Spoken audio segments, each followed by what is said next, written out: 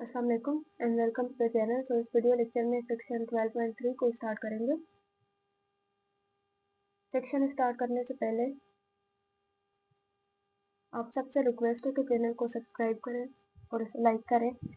और इस सेक्शन को स्टार्ट करते हैं तो इसकी स्टार्टिंग से पहले मैं थोड़ी सी ब्रीफ इंट्रोडक्शन आपको इसकी दे दूँ यहाँ पे कि हमारे पास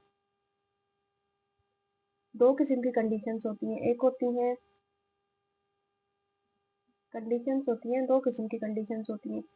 एक में आती है initial values problems related initial value problems, और दूसरे आते हैं बाउंड्री वैल्यू प्रॉब्लम्स और बाउंड्री वैल्यू कंडीशंस उनके अकॉर्डिंग बाउंड्री वैल्यू प्रॉब्लम्स और उनके according boundary value conditions.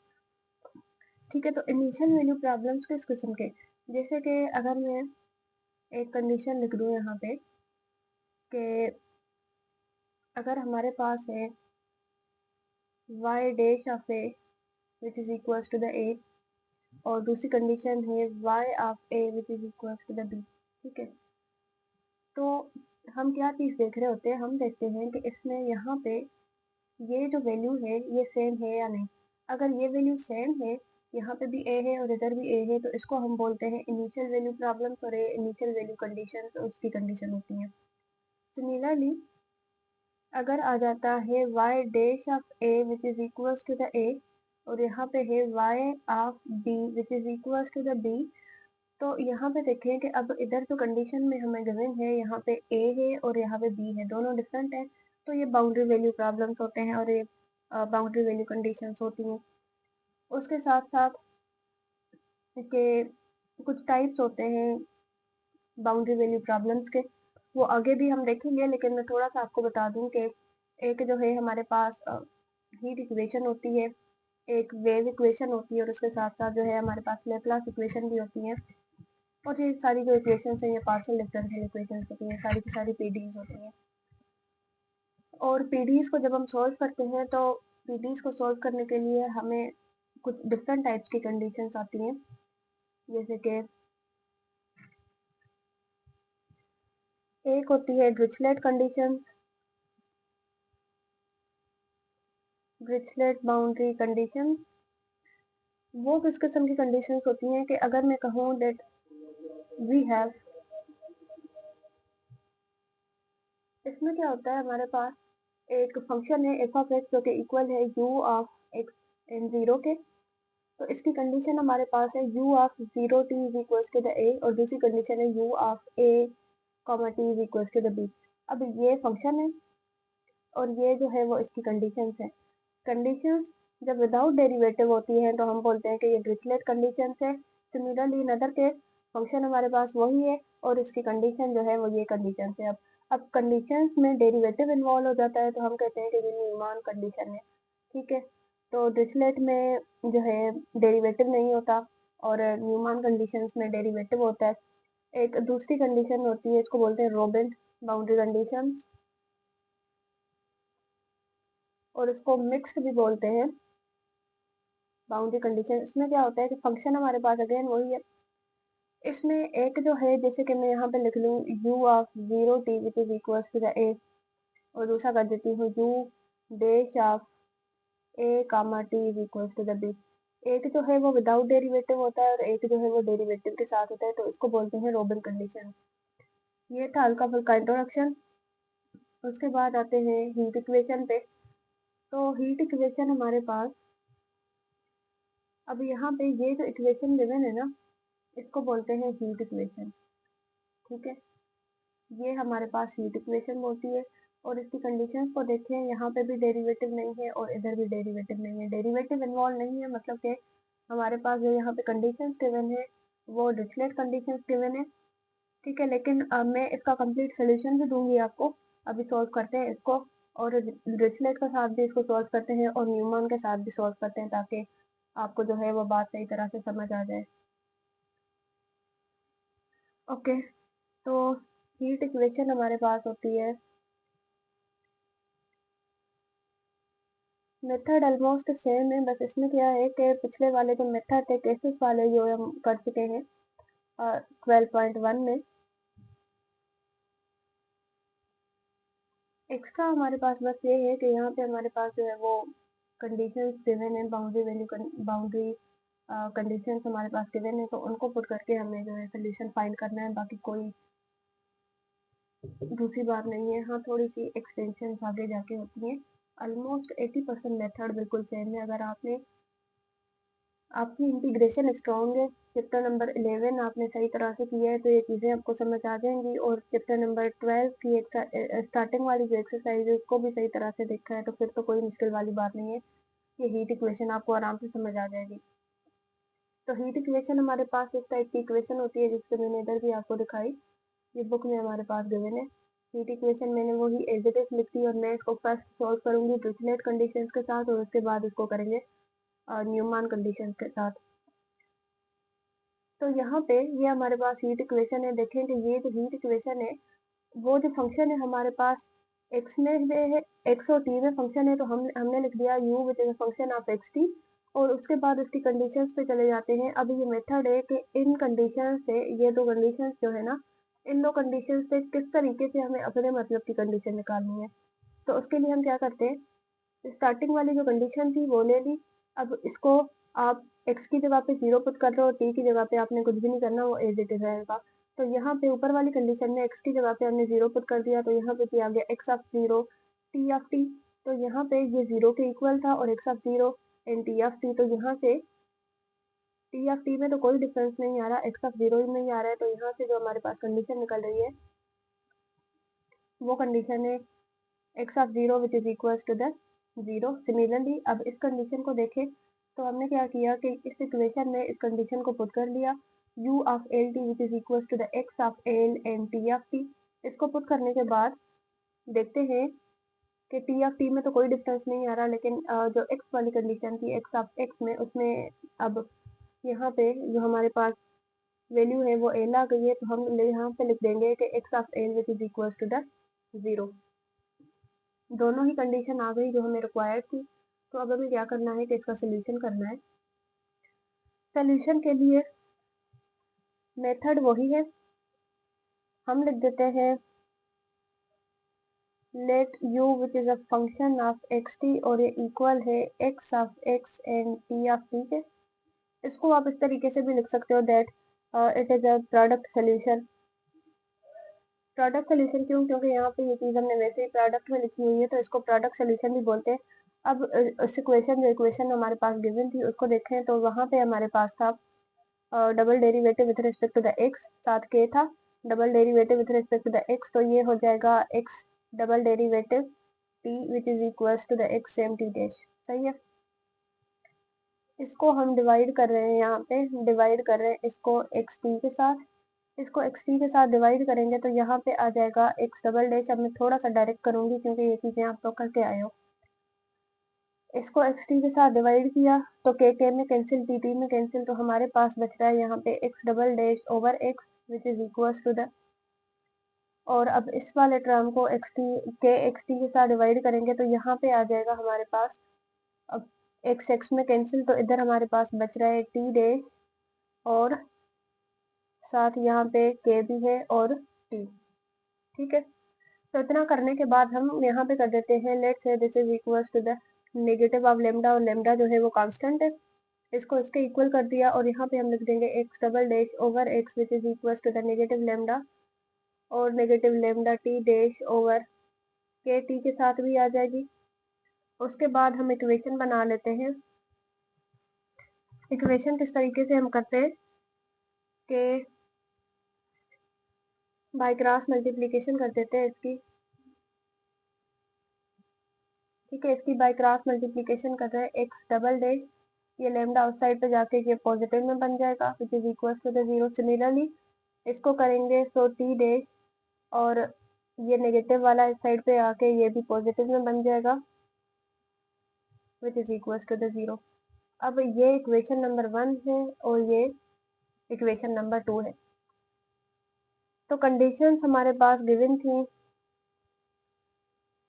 Conditions जो हमें गिवन थी वो सारी x के लिए गिवन थी, t के लिए कोई कंडीशन नहीं थी आ रही। x के लिए फर्स्ट कंडीशन क्या थी कि x of 0 which is equal to the 0, और दूसरी कंडीशन हमारे पास थी x of l which is equal to the 0। Condition आ गई है, और जो कंडीशन आई है वो सिर्फ और सिर्फ एक्स के लिए आई है। तो अब हम क्या करेंगे कि इसको सॉल्व करेंगे, जैसे कि हम केसेस लगा के इसको सॉल्व कर रहे थे पीछे भी। सो केस नंबर फर्स्ट है हमारे पास। केस नंबर फर्स्ट है if lambda which is equal to the zero. अगर lambda equal to the zero है तो इक्वेशन नंबर फर्स्ट बनेगी हमारे पास x double dash which is equal to the zero, और इक्वेशन नंबर टू बनेगी lambda वाला टर्म जीरो कर देगा पूरे टर्म को, तो यहाँ पे आ जाएगा T dash which is equal to the zero. इसकी इंटीग्रेशन जब हम करेंगे तो वो बन जाएगी x of x which is equal to the A x plus B. अब ये चीजें आपको सही तरह से समझ आ गई होंगी क्योंकि ये सब कुछ हम डिटेल में ऑलरेडी कर चुके हैं। ठीक है, तो उसके बाद हम क्या करते हैं कि अपनी कंडीशंस जो गिवन थी उन्हें पुट कर लेते हैं। सॉल्व हो गया, डेरिवेटिव सॉरी इंटीग्रेशन आ गई है। तो अब हम करेंगे अपर जो हमारी स्टार्टिंग वाली कंडीशन थी x of zero which is equal to the zero, हमने यहाँ पे लिख दिया x of zero which is equal to the A of zero plus B. तो यहाँ से zero will be equal to the B, क्योंकि ए वाला टर्म तो जीरो हो गया। बी की वैल्यू आ गई। अब बी की जो वैल्यू आई है ना, बी जीरो कर दे इस वाली इक्वेशन में, तो यहाँ पे हम लिखेंगे x of x which is equal to the A x plus B की जगह पे हमने zero, x of x will be equal to the A x. अब जो एक्स की न्यू वैल्यू आई है ना वो हमारे पास ये है। ठीक है, उसके बाद सेकंड कंडीशन पे आ जाए तो सेकंड कंडीशन हमारे पास थी x of L which is equal to the zero, तो यहाँ पे कर देंगे x of L which is equal to the, अब जो है ना कंडीशन आप इसमें पुट करोगे इस वाली इक्वेशन में एक्स ऑफ एल, तो इसमें जब हम एल पुट करेंगे तो ये हो जाएगा ए एल। ठीक है, ये बन गया ए एल, और ये जीरो के इक्वल है, और ये हो जाएगा ए एल। यहाँ से अगर हम वैल्यू निकालें ए की तो एल इस साइड पे जाके डिवाइड हो जाएगा और जीरो के साथ वो वैसे ही जीरो हो जाएगा, तो ए की वैल्यू भी जीरो आ गई, बी की वैल्यू भी जीरो आ गई। तो अब हम क्या करते हैं कि एक्स ऑफ एक्स क्या निकलेगा, बी तो पहले ही जीरो हो चुका था, अब ए भी दोबारा से जीरो आ गया, a of zero which is equal to the zero. मतलब ये कि एक्स की जो वैल्यू आई है हमारे पास वो जीरो है,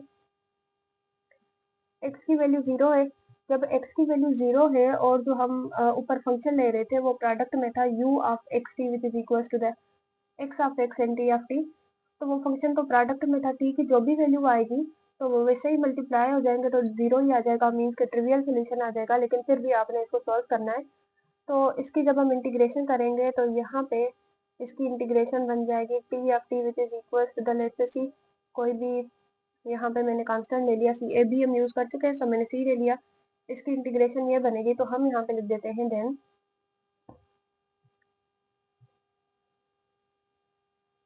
तो यहाँ पे हम लिखते हैं then u which is a function of x T.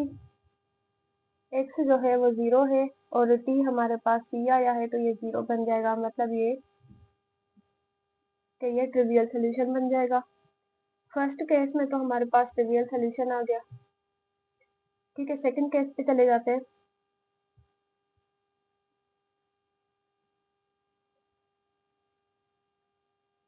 Second case पे चले जाते हैं, तो इसमें हमारे पास है if lambda which is greater than zero. अगर लेमडा ग्रेटर देन जीरो है तो हम कह देते हैं लेमडा की वैल्यू जो है वो अल्फा स्क्वायर है। ठीक है, फर्स्ट इक्वेशन हमारे पास थी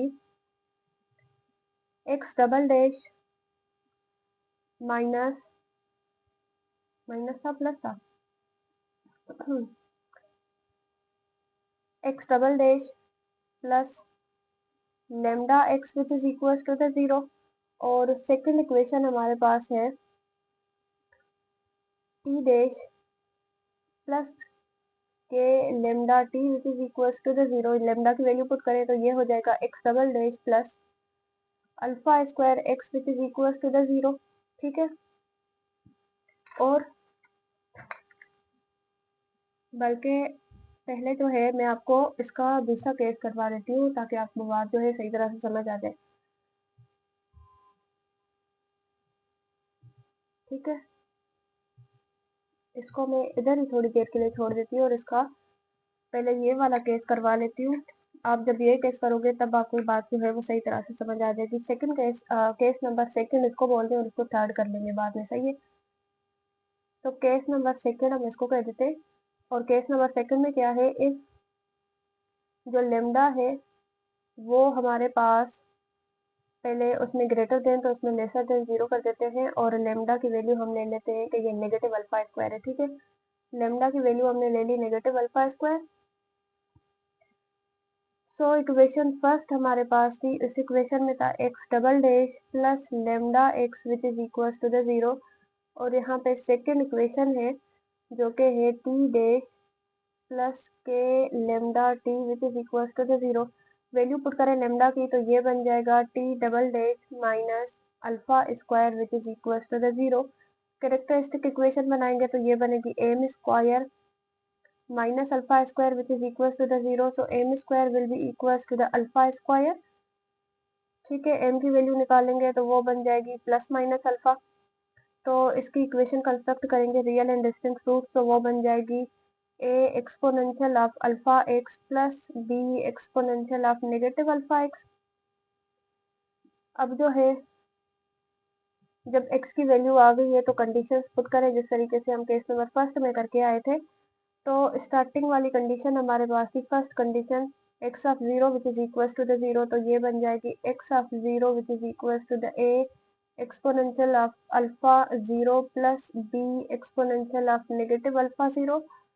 अल्फा एक्सपोनेंशियल जो है हमारे पास 0 व 1 के इक्वल होता है, तो यहाँ पे ये बन जाएगा 0 which is equal to the a plus B. ठीक है, ये a प्लस बी के इक्वल आ गए, और यहाँ से अगर हम a की वैल्यू निकालें तो वो नेगेटिव b आ जाएगी। सेकंड कंडीशन में आए तो सेकंड कंडीशन हमारे पास है x of l which is equal to the 0, बल्कि डायरेक्ट सेकंड कंडीशन नहीं करेंगे, ये वैल्यू जो है हमें पुट करने हैं।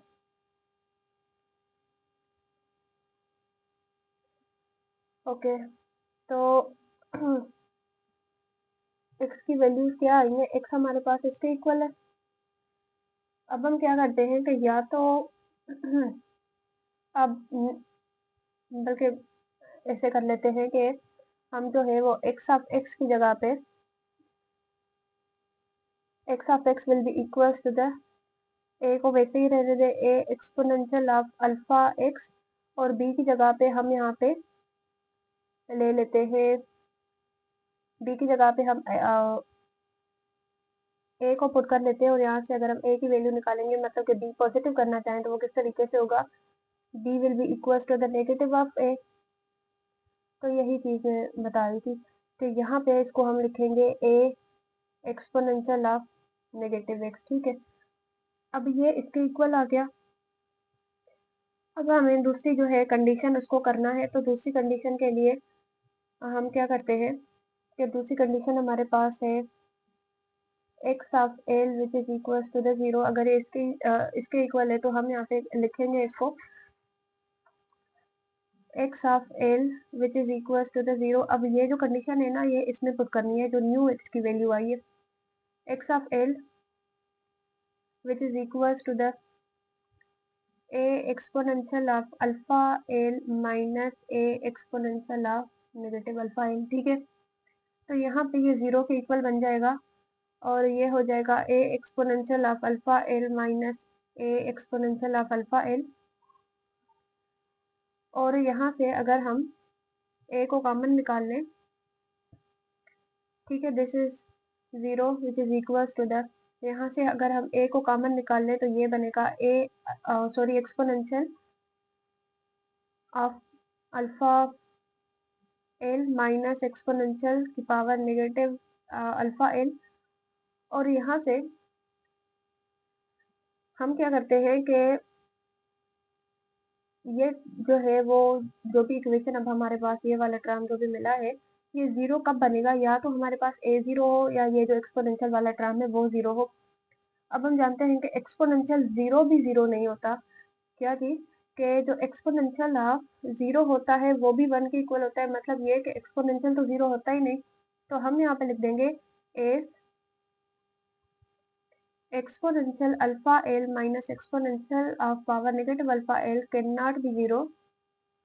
ये 0 नहीं हो सकता, तो हम कह देते हैं कि यहाँ पे a 0 है।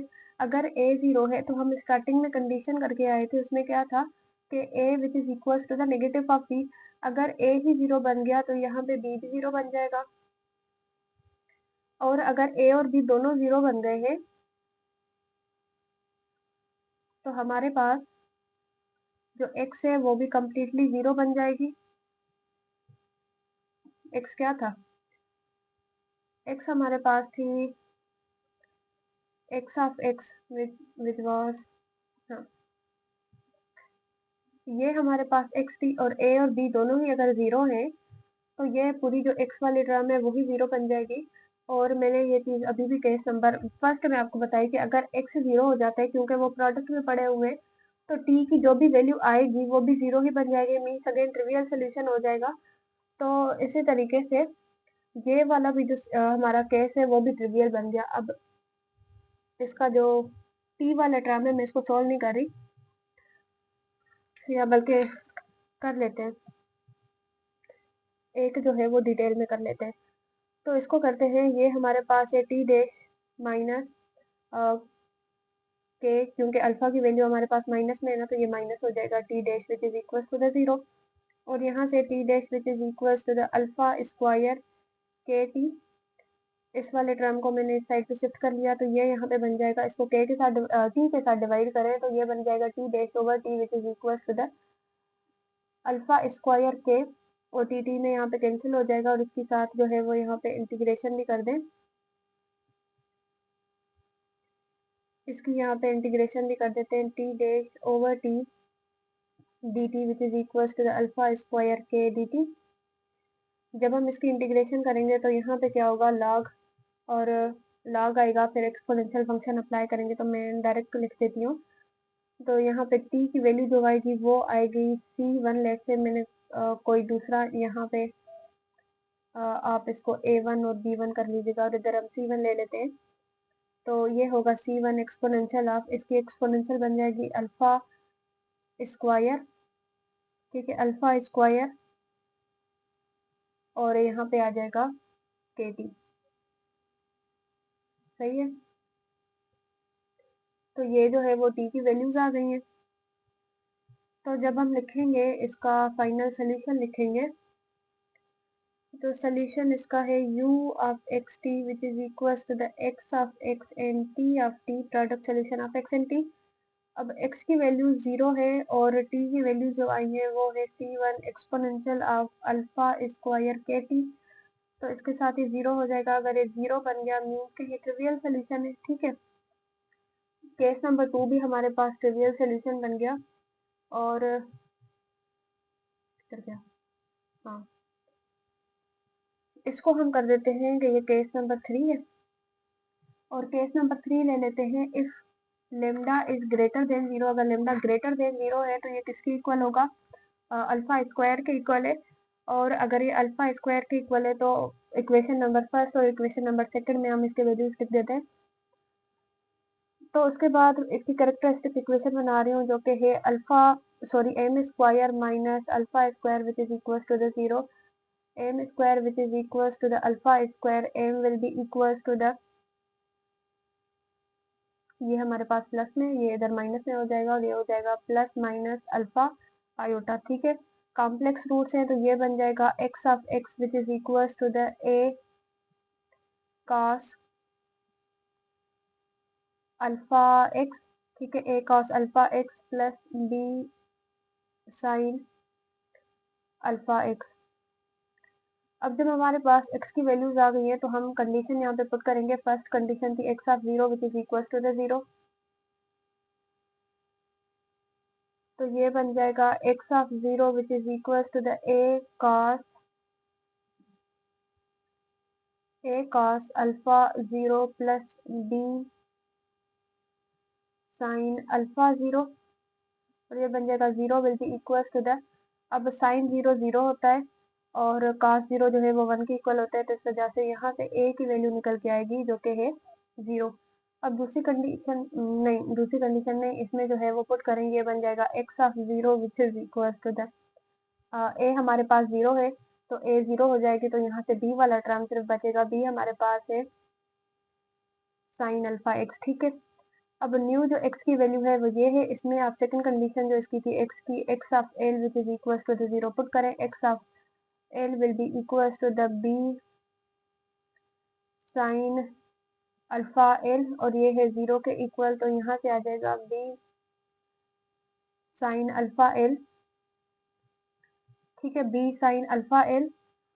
और हम यहाँ पे क्या कर देते हैं, वही वाली बात कि या तो हमारे पास b 0 है या हमारे पास साइन अल्फा l 0 है, और हम स्टार्टिंग में कंडीशन में लेके आए हैं, ये चीज हमने की है कि जो हमारे पास लेमडा है वो ग्रेटर देन 0 है। स्टार्टिंग वाले केस जब हमने स्टार्टिंग में किया था, लेमडा हमारे पास ग्रेटर देन 0 है। तो लेमडा अगर ग्रेटर देन 0 है तो अल्फा जो है वो, सॉरी, जो लेमडा है वो अल्फा स्क्वायर के इक्वल है। अगर ये अल्फा स्क्वायर के इक्वल है और ये 0 है, मतलब एक मिनट, अब सुने ध्यान से कि हमें करना क्या है कि b जो है हम इस केस में कह देते हैं कि जिस तरीके से हम केस नंबर 2 में करके आए, या तो b 0 है या साइन अल्फा l 0 है। अब जो अल्फा की वैल्यू है वो हमने केस की स्टार्टिंग में पढ़ी है कि अल्फा जो है वो हमारे पास ग्रेटर देन 0 है। Alpha greater than 0, lambda greater than 0 है। अगर लेमडा ग्रेटर देन 0 है तो अल्फा की जो वैल्यू है, सॉरी, जो लेमडा की वैल्यू है वो अल्फा स्क्वायर है। अगर इसकी वैल्यू अल्फा स्क्वायर है और पॉजिटिव में है तो इसका कोई भी आप नंबर लिखोगे ये 0 तो कभी नहीं होगा ना।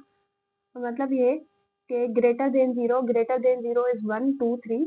तो अगर आप अल्फा की जगह पे 1 लिख लो फिर भी 1 आंसर आएगा, 2 कर लो तो 4 आएगा, 3 कर लो तो 9 आएगा, 0 तो किसी भी केस में नहीं आ रहा if this is greater than 0। मतलब ये कि यहाँ पे पता क्या चल रहा है कि ये जो है ना वो साइन अल्फा एल तो 0 नहीं हो सकता। तो हम यहाँ पे लिख देते हैं एस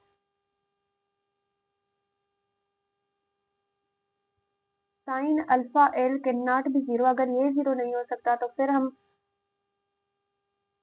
कह देते हैं कि बी ग्रेटर देन 0 है। ठीक है, अगर b ग्रेटर देन 0 है तो फिर मसला हो रहा है हमारे पास कि सोल्यूशन ट्रिवियल बन जाएगा, क्योंकि हम ऊपर ये भी एक करके आए हैं कि a 0 है, फिर a भी 0 b भी 0, तो सिमिलरली जो केस नंबर 2 था उसके जैसा ही बन जाएगा, सोल्यूशन हमारे पास ट्रिवियल हो जाता है। और हमने इन सोल्यूशन को ट्रिवियल से ही बचाना होता है। ठीक है, तो हम यहाँ पे क्या करेंगे कि हम इस स्टेटमेंट को फॉलो नहीं करेंगे। हम यहाँ पे लिखेंगे कि क्योंकि हमें सोल्यूशन ट्रिवियल नहीं चाहिए, यही रीजन था कि मैंने आपको पहले वो जो केस नंबर 2 है वो करवाया कि आपको बात सही तरह से समझ आ जाए।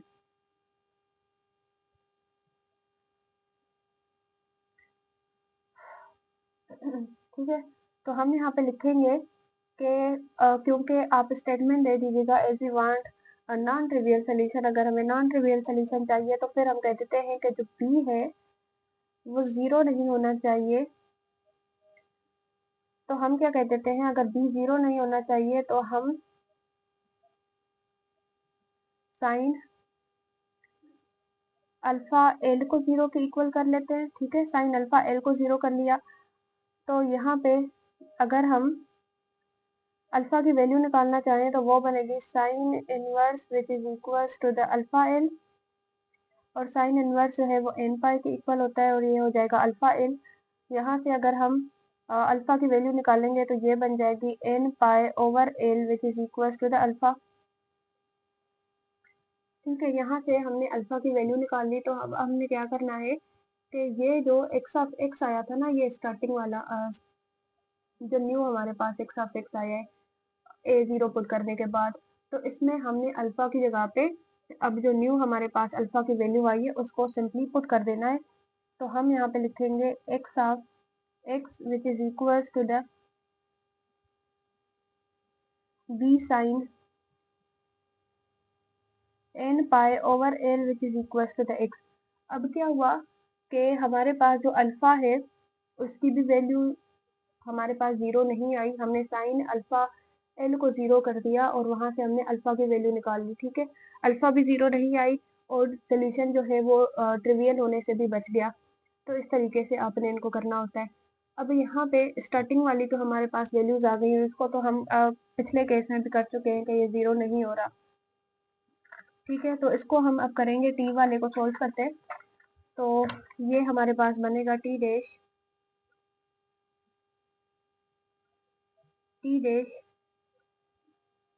प्लस अल्फा स्क्वायर के t which is equal to the 0, तो ये बन जाएगा T dash which is equal to the minus alpha square के टी, और यहाँ से इसको टी के साथ डिवाइड कर रहे हैं, तो ये बन जाएगा अल्फा स्क्वायर, और यहाँ पे जो टी है वो कैंसिल हो जाएगा, इसकी इंटीग्रेशन करेंगे T dash over T D T which is equal to the minus alpha square K, और इसकी इंटीग्रेशन कर रहे हैं, तो ये बन जाएगा,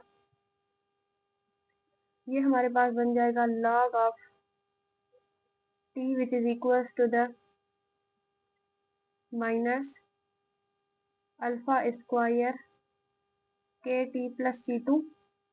एक्सपोनेंशियल फंक्शन अप्लाई करने के बाद हमारे पास वैल्यू आएगी t will be equal to the, अब मैं यहाँ पे क्योंकि एक्सपोनेंशियल अप्लाई करने के बाद अब ये चीज़ें आपको आती होंगी कि एक्सपोनेंशियल अप्लाई करने के बाद ये भी एक्सपोनेंशियल में चला जाएगा, और इसमें पूरे को कह देती हूँ कि ये C3 के इक्वल है, तो ये बन जाएगा C3 which is equal to the exponential of negative alpha square के टी। ठीक है, तो अब यहाँ पे क्या हुआ कि हमारे पास x की भी वैल्यू आ गई और x की भी वैल्यू आ गई है, और t की भी वैल्यू आ गई। जब दोनों वैल्यूज हमारे पास आ गई हैं और वो जीरो, कोई भी नहीं, कोई भी इनमें से वैल्यू जीरो नहीं है, तो हम इसका फाइनल सोल्यूशन लिखेंगे और लिखेंगे u which is a function of x T which is equal to the, अब इसके इसका सोल्यूशन हमारे पास क्या आया है, एक्स टी, एक्स की वैल्यूज हमारे पास आई हैं b sine n pi over L into X, T की वैल्यूज हमारे पास आई हैं C3 एक्सपोनेंशियल ऑफ नेगेटिव, यहाँ पे अल्फा स्क्वायर था तो हम यहाँ पे कर देते हैं n पाई, अल्फा की value n pi over L square के टी। ठीक है, तो ये जहाँ पे इसका सोल्यूशन बन गया, इसको थोड़ा सा सिंप्लीफाई करें। जब हम इसको सिंप्लीफाई करते हैं तो इधर आ जाएगा BC3,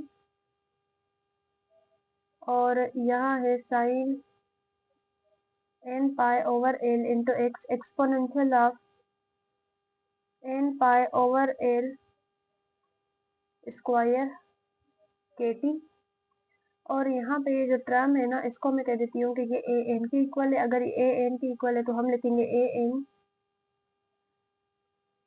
sign n pi over L into the x exponential of negative n pi over L square के T.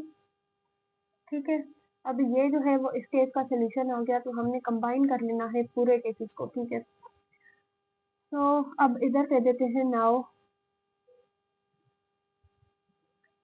u which is a function of x t, और इसके जो केसेस, इसका इनिशियल जीरो वाला केस, उसके बाद नॉन जीरो वाला case जो है u of X N T. ठीक है, जीरो वाला केस तो इसका ट्रिवियल आया था तो इसका सोल्यूशन बनेगा नहीं, और यहाँ पे ये वाला जो केस है, क्योंकि हम इनकी समीशन कर रहे हैं तो यहाँ पे सिंबल आ जाएगी summation n is equal to the 1 to infinity, और इसका सोल्यूशन हमारे पास नॉन ट्रिवियल था तो वो हम यहाँ पे लिख देंगे a n sine n pi over L into x exponential of n pi over L square, और ये है के टी। ठीक है, तो ये इसका जो है वो जितने भी हमारे पास केसेस थे उनमें जो भी नॉन ट्रिवियल केसेस थे उनका फाइनल सोल्यूशन आया। अब थोड़ा सा बस और क्वेश्चन रहता है, तो इसको प्रोसीड करने के लिए आगे हम क्या करेंगे कि स्टार्टिंग में हमारे पास एक कंडीशन गिवन थी शुरू में कि जो u ऑफ x जीरो है वो f ऑफ x के इक्वल है, और ये जो आया है ये है u ऑफ एक्स टी। मतलब क्या कि अगर हम t की जगह पे जीरो पुट कर लें तो इस केस में हमने क्या करना है, इसको तो आप सबसे पहले इक्वेशन नंबर 1 कर लो, ठीक है। तो हमने यहाँ पे क्या करना है कि u ऑफ x 0 करना है summation n is equal to the 1 to infinity, और ये बन जाएगा a n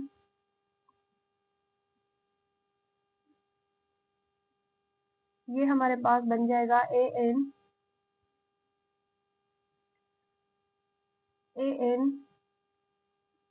sine n pi over l, x same है, और एक्सपोनेंशियल की power negative n pi over l square K, और t की जगह पे हम 0 कर देंगे। t की जगह पे 0 करेंगे तो यहाँ पे आ जाएगा a n which is equal to the sine n pi over l into X, क्योंकि ये वाला टर्म तो 0 बन जाएगा, ठीक है। ये वाला टर्म 0 बन गया। तो अब यहाँ से हम एक मिनट, यहाँ पे हम लिख देंगे एफ ऑफ एक्स, क्योंकि ये एफ ऑफ एक्स के इक्वल था, ठीक है। This is equal to the F of X. तो अब हमें क्या करना है कि हमारे पास ये फंक्शन बन गया है, और अब हमें ए एन की भी वैल्यू फाइंड करनी है। ए एन की वैल्यू फाइंड करने के लिए हमें क्या करना होगा, स्टेटमेंट दे दें यहाँ पे, to find the value of A N की वैल्यू फाइंड करने के लिए अब आपने क्या कर लेना है, ध्यान से सुने कि यहाँ पे हमारे पास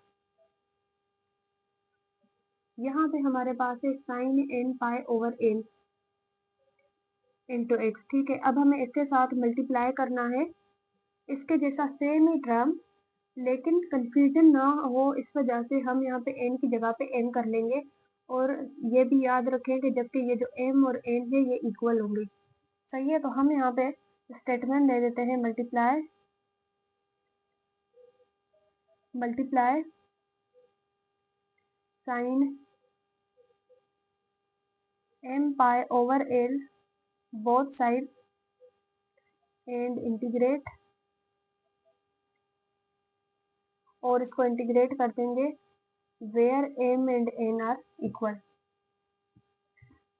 और इसकी जो इंटीग्रेशन की लिमिट्स हैं वो हमने दे देनी है फ्रॉम 0 टू l, ठीक है। तो ये बन जाएगा एफ ऑफ एक्स, इसके साथ मल्टीप्लाई कर रहे हैं sine m pi over l into x D X, which is equal to the, यहाँ पे हमारे पास समीशन की भी साइन थी, summation n is equal to the 1 to infinity, यहाँ पे हमारे पास है summation n is equal to the 1 to infinity, और a n कांस्टेंट है, इसको भी बाहर लिखते हैं, और इंटीग्रेशन में हम लिखेंगे इंटीग्रेशन की लिमिट है फ्रॉम 0 टू पाई, और अंदर हमारे पास जो है वो sine n pi over l into X, एक पहले से ही मौजूद था, और इसके साथ मल्टीप्लाई कर रहे हैं हम sine m pi over l into x D X, ठीक है। अब एक चीज और जहन में रख लें कि यहाँ पे ये जो हमारे पास है ना sine n pi over l into x और sine m pi over l into x, ये इक्वल होता है, ये हमारे पास 0 बनता है तब जब m और n इक्वल ना हो, और ये n ओवर 2 के इक्वल होगा जब हमारे पास m और n जो है जब ये इक्वल ना हो, और जब ये इक्वल हो जाए, सही है। तो अब हम इसको लिखेंगे कि इंटीग्रेशन की लिमिट्स हैं फ्रॉम 0 टू l, और ये बनेगा F of X sine m pi over l into x D X, which is equal to the summation n is equal to the 1 to infinity, और यहाँ पे a n, और ये मैंने आपको बताया था कि जब हमने केस लिया था कि m और n जो है वो इक्वल है, जब इक्वल है तो यहाँ पे आ जाएगा l ओवर 2, ठीक है। यहाँ पे आ गया l ओवर 2। तो अब हम क्या करेंगे कि यहाँ से ए एन की वैल्यू निकालेंगे, ए एन की वैल्यू जब हम निकालेंगे तो वो बन जाएगी a n will be equal to the, इसके साथ ये वाला टर्म जो है वो मल्टीप्लाई में पड़ा हुआ था, तो ये इस साइड पे आके डिवाइड हो जाएगा और ये इन्वर्स करके मैं यहाँ पे लिख देती हूँ, तो ये यहाँ पे बन जाएगा 2/l इंटीग्रेशन की लिमिट्स है from 0 to l f of x which is equals to the sin m pi over l into x dx, ठीक है। और अगर आप चाहें तो यहाँ पे m की जगह पे आप वापस से n लिख दें अभी, क्योंकि m और n दोनों इक्वल हैं, तो आपकी मर्जी, आप m को रहने दें या जो है वो n लिख दें, तो इससे कोई फर्क नहीं पड़ता। तो जब हमारे पास अब a n की वैल्यू आ गई है, तो हमने क्या करना है कि जो इक्वेशन नंबर a थी ना स्टार्टिंग में, ये जो इक्वेशन है ना हमारे पास इक्वेशन नंबर a, इस इक्वेशन में जाके यहाँ पे हमने a n की वैल्यू पुट कर देनी है। इस इक्वेशन में इक्वेशन नंबर 1 में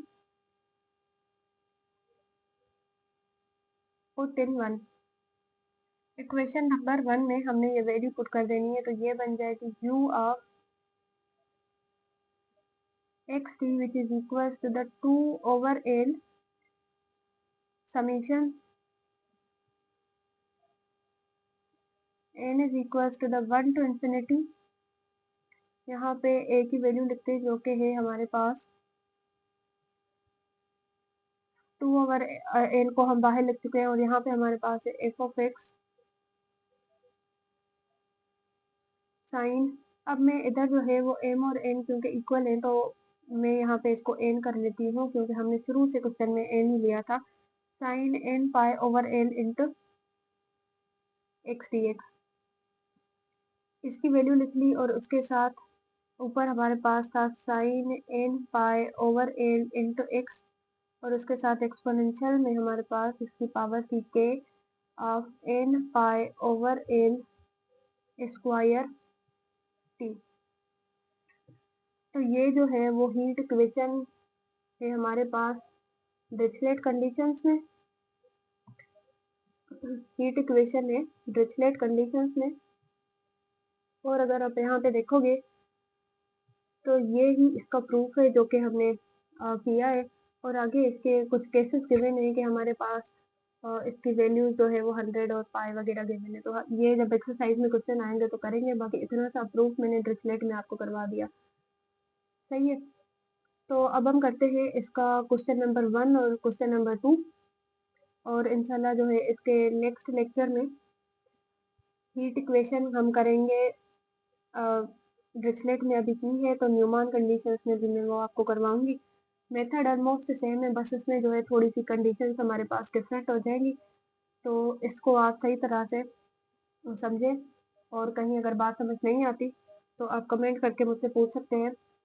और दूसरी बात ये कि मैं पहले भी कह चुकी हूँ कि चैनल क्योंकि न्यू है, तो उसमें मुझे आपके सपोर्ट चाहिए, सो आई जस्ट होप कि आप करेंगे, क्योंकि मैं भी मेहनत कर रही हूँ। तो अब इसको करते हैं, इसकी एक्सरसाइज 12.3 को करते हैं। उसमें बोला गया है in the problem 1 and 2 solve the heat equation, और हीट इक्वेशन यहाँ पे 1 गिवन है, और 1 मेरे ख्याल से यही इक्वेशन है, हीट इक्वेशन 1, हाँ ये वाली इक्वेशन। इसको इन्होंने बोला है कि इसको सॉल्व करें, इसको सॉल्व करें सब्जेक्टेड टू दीज कंडीशंस हमारे पास ये गिवन है। और हम अगर इसको देखते हैं तो क्वेश्चन नंबर फर्स्ट में हमारे पास, बल्कि दोनों ही क्वेश्चंस में डिरिचलेट कंडीशंस हमारे पास गिवन है, डेरिवेटिव नहीं है। तो इसको सॉल्व करते हैं। Question number first of exercise 12.3,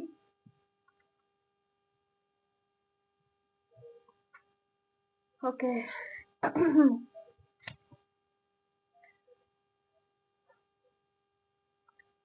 exercise है 12.3, और इसका क्वेश्चन नंबर फर्स्ट है। क्वेश्चन में नहीं लिखूंगी, क्वेश्चन आप जो है वो खुद ही नोट कर लें, और मैंने भी बुक खोल के रख लिया है। तो क्वेश्चन में हमारे पास है u of 0t which is equal to the 0 और u of lt which is equal to the 0, और यही जो है वो कंडीशंस पे अभी जो है हमने की थी, हीट इक्वेशन भी हमने सारी सॉल्व की। और उसके बाद हमारे पास जो है वो जो फंक्शन गिवन है u ऑफ एक्स जीरो वो 1 है अगर के इसकी जो लिमिट्स है फ्रॉम 0 टू एल ओवर 2 है और इसकी लिमिट्स है 0 अगर इसकी जो लिमिट्स है एल ओवर 2 से लेके एल तक है। सही है, और इसको सॉल्व करना है। तो इसको किस तरीके से करेंगे कि सबसे पहले तो हीट इक्वेशन जो हमारे पास होती है वो किस फॉर्मेट में होती है कि डावा u ओवर डावा एक्स स्क्वायर, ये हीट इक्वेशन का जनरल फॉर्म डावा u ओवर डावा एक्स, ठीक है। और उसके साथ साथ मैं ये चीज़ें आपको करवा चुकी हूँ कि जो कंडीशन सब है वो विदाउट डेरिवेटिव है, मीन्स के ये डिरिचलेट कंडीशन हमारे पास गिवन है और जनरल फॉर्म भी हम प्रूव कर चुके हैं। जनरल फॉर्म भी अभी अभी हमने प्रूव किया, वो क्या था u ऑफ एक्स एल। अच्छा, जब हमने इसका जनरल फॉर्म किया तो मेरे ख्याल से उसमें मैंने u ऑफ एक्स टी या u ऑफ एक्स जीरो इस तरीके की यहाँ पे कंडीशन लिखी थी, तो उसको आप करेक्ट कर लीजिएगा। ये होगा u ऑफ एक्स एल, क्योंकि जो हमने फाइनल इसका फॉर्मेट लिखा है तो उसमें हमारे पास एक्स भी आ रहा है और एल भी आ रहा है, तो ये होगा u ऑफ एक्स एल। और वो जनरल फॉर्म हमारा किसके इक्वल था, वो था 2 over L summation N is equal to the 1 to infinity integration, ये हमारे पास ए एन की वैल्यू है जो कि है F of x which is equal to the sine N pi over L into x D X exponential of negative N square pi square L square के T, और यहाँ हमारे पास है sine N pi over L into x. ये general form था जो कि अभी अभी हमने जो है प्रूफ किया। उसके साथ साथ यहाँ पे ये जो वैल्यू यहाँ पे गिवन है ये किसकी इक्वल थी, ए एन की वैल्यू थी। ए एन की वैल्यू हमारे पास किसके इक्वल थी, 2 over L integration from 0 to L F of X sine N pi over L into x D X. सही है, ये हमारे पास इसके इक्वल था। और अब देखें कि एफ ऑफ एक्स फंक्शन हमारे पास क्या गिवन है। कंडीशन हमने लेनी है 0 टू एल, क्योंकि ए एन की जो वैल्यू है वो 0 टू एल, और अगर हम 0 टू एल लेते हैं तो यहाँ पे एल तो नहीं है, हमारे पास एल ओवर 2 है, तो यही वाली ऊपर वाली कंडीशन हम लेंगे और उसके साथ जो हमारे पास फंक्शन है वो 1 है। तो अब जो है इसको सही तरह से करते हैं। सबसे पहले हम सॉरी जो है ए ए एन फाइंड करेंगे। ए एन हम फाइंड कर रहे हैं, तो 2 ओवर एल और इसकी फर्स्ट फंक्शन की हमारे पास लिमिट्स है from 0 to L over 2, function हमारे पास 1 है और यहाँ पे आ जाएगा साइन N pi over L into x D एक्स। अब इसकी इंटीग्रेशन करें तो इसकी इंटीग्रेशन यहाँ पे बनेगी a n will be equals to the 2 over l, sine की इंटीग्रेशन करेंगे तो वो बन जाएगी negative cos n pi over L into x. Angle नीचे डिवाइड हो जाती है और उसको रिवर्स करके ऊपर में डायरेक्टली मल्टीप्लाई कर देती हूँ, मीन के एन पाई लिमिट्स बनेगी इसकी फ्रॉम 0 टू एल। अब देखें कि यहाँ पे भी एल और यहाँ पे भी एल, तो ये तो कैंसिल हो जाएंगे और इधर से जो है ए एन की जो वैल्यू आ रही है वो बनेगी 2 ओवर एन पाई, कांस्टेंट को मैंने बाहर लिख लिया और अंदर हमारे पास है negative cos n pi over L into x और इसकी लिमिट्स है फ्रॉम 0 टू एल ओवर 2, और यहाँ पे आके हम लिमिट्स अप्लाई कर देते हैं। यहाँ पे हम लिमिट्स इसकी अप्लाई कर देते हैं, तो लिमिट्स अप्लाई करेंगे तो ये बन जाएगा a n which will be equal to the 2 over n pi cos n pi over l, upper limit put करेंगे तो एल ओवर 2 माइनस और minus into minus plus, lower limit put करेंगे lower limit हमारे पास है 0। इसको solve करेंगे तो ये बन जाएगा, नेगेटिव साइन बाहर ले ले, 2/n पाई,